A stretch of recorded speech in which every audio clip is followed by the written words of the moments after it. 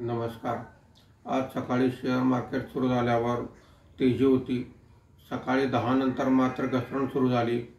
त्यानंतर दिवसभर share market खालीच होते। आज मार्केट संपताना सेन्सेक्स हा 313 पॉईंटने घसरून 78,271 वर बंद झालेला आहे।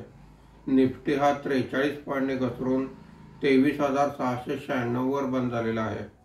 आजच्या कामकाजामध्ये BSE oil and gas index 1.89%, BSE metal index 1.55%, BSE CPSE index 1.37% वर आहे।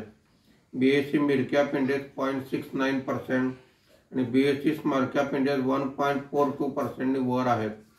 आजच्या कामकाजामध्ये निफ्टीमध्ये वाढलेले मुख्य शेअर्स पुढील प्रमाणे: ONGC 2.97%, Hindalco 2.85%, Apollo hospital 2.24%, BPCL 2.07% अशी वाढ आहे।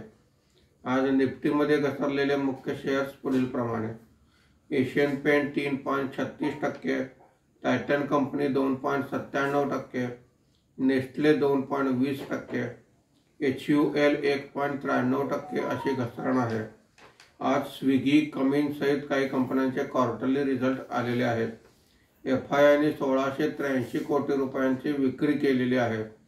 देशीय वित्तीय संस्थांनी 996 कोटी रुपयांची खरेदी केलेली आहे। धन्यवाद।